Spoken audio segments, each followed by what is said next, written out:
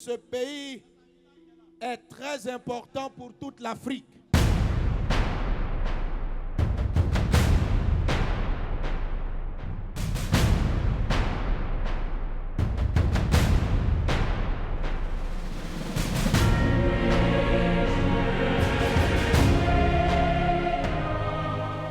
Nous sommes en Centrafrique et nous croyons que Dieu a un grand programme, a des grandes choses pour que ce pays renaisse. À travers ce programme, quelque chose de nouveau se passera.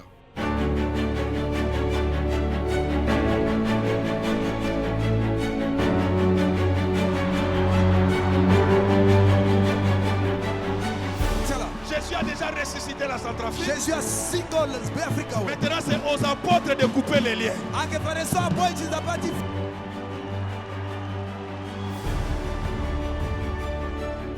Dis avec moi, ici à Bangui, c'est possible d'exceller, de réussir avec Dieu.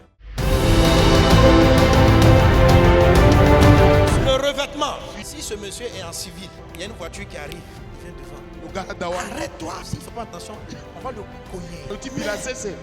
Quelle que soit la taille de la voiture, même s'il est mince, même si c'est une petite femme, frêle, quand elle a porté l'habit, elle prend le sifflet.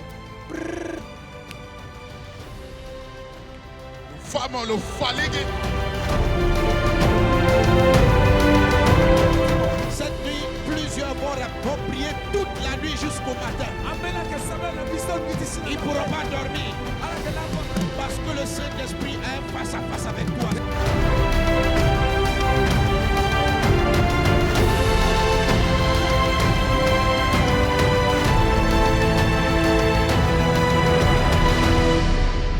Nos expressions humaines si limitées ne pourront traduire parfaitement et profondément les sentiments que les Centrafricains ressentent au-dedans d'eux. Et ceci pendant les 4 semaines du ministère exercé par Message de Vie, conduit par son président fondateur, le révérend Mohamed Sanogo.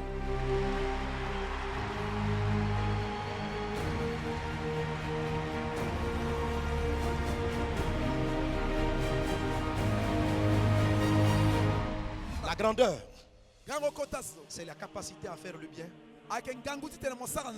lorsqu'on nous a fait mal. Voici le message de Christ. Il a fallu franchir, venir dans des temps de difficultés pareilles pour que la voix de la prophétie soit entendue. Centrafrique, tu dois te lever.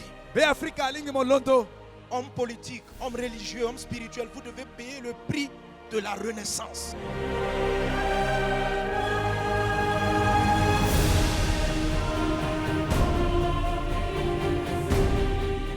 Le Seigneur, ayant bien voulu que je sois établie chef d'État et présidente de la nation centrafricaine, il m'appartient en premier lieu, au nom du peuple centrafricain, de m'humilier, de prier, de chercher sa face et de lui demander de pardonner nos péchés et guérir notre pays.